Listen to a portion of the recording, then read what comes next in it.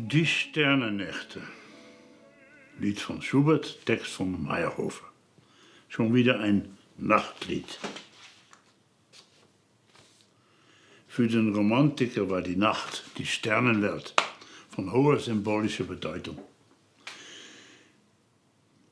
Friedrich Wilhelm Schelling, das war der berühmteste und wichtigste romantische Philosoph, schreibt: Ich weiß nicht, wie äußerlich mir des Tages Glanz und Pracht erscheint. Und erst, wenn der Tag schwindet, geht das eigentliche Innere auf. Jenes Innere in uns ist noch unerfüllt und gehört zum Verborgenen und Zukünftigen. Die mondhelle Nacht berührt uns so wunderbar süß das Innere und durchschauert die Brust mit Ahnungen eines nahen Geisterlebens. Der Schubertkreis kam durch Freund Bruchmann, auch ein Schubert-Dichter, mit Schellings Gedankenwelt in Verbindung. Vielleicht ist es am besten, wenn ich Ihnen als Erste das Gedicht mal vorlese. Sternennächte. In monderhellten Nächten mit dem Geschick zu rechten hat diese Brust verlernt. Also das heißt, ich hadere nicht mehr mit meinem Schicksal. Ich resigniere. Der Himmel reich besternt umwoget mich mit Frieden. Da denk ich, auch hienieden auf der Erde gedeihet manche Blume.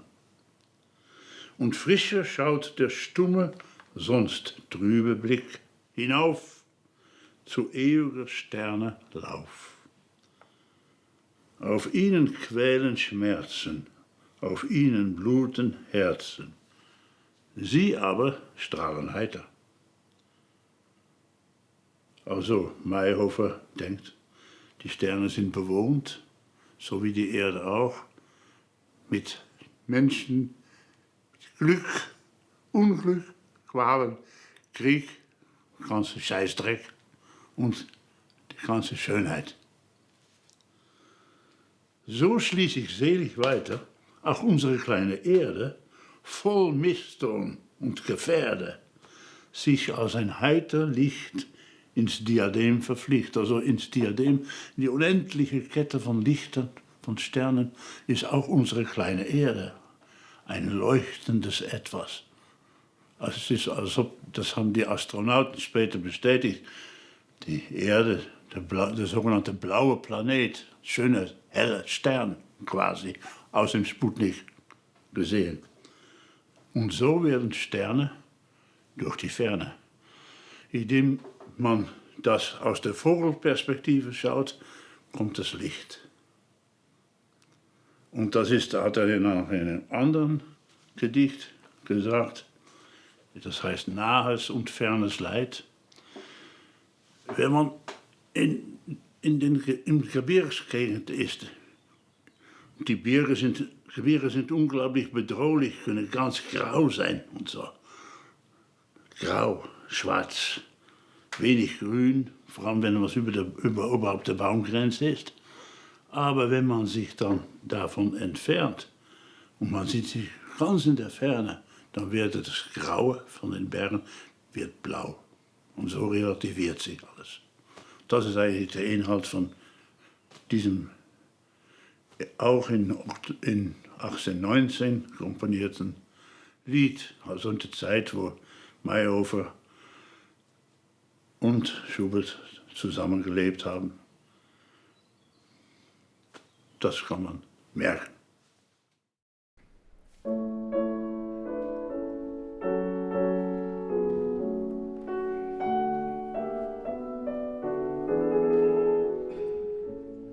In monderhellten Nächten mit dem Geschick zu rechten hat diese Brust verlernt, hat diese Brust verlernt.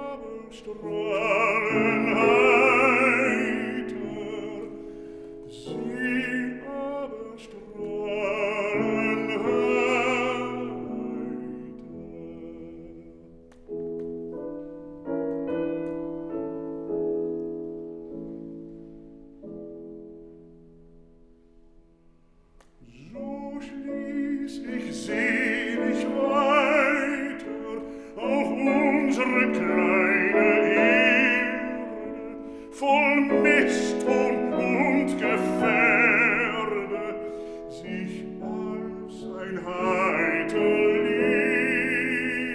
Licht ins Diadem verfliegt. So werden Sterne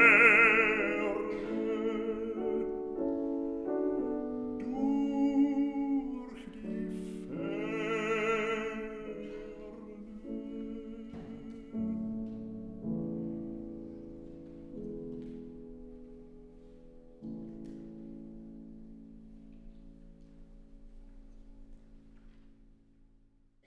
Was versucht der romantische Mensch?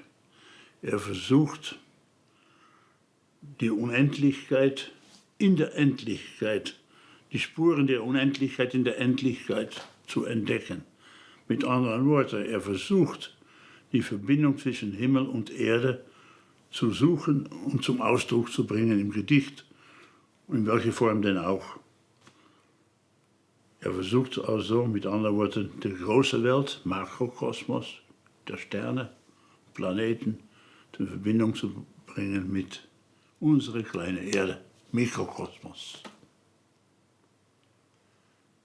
Und auch unsere eigene Seele, der Seelenspiegel, ist ein Mikrokosmos und die Sterne haben Einfluss darauf.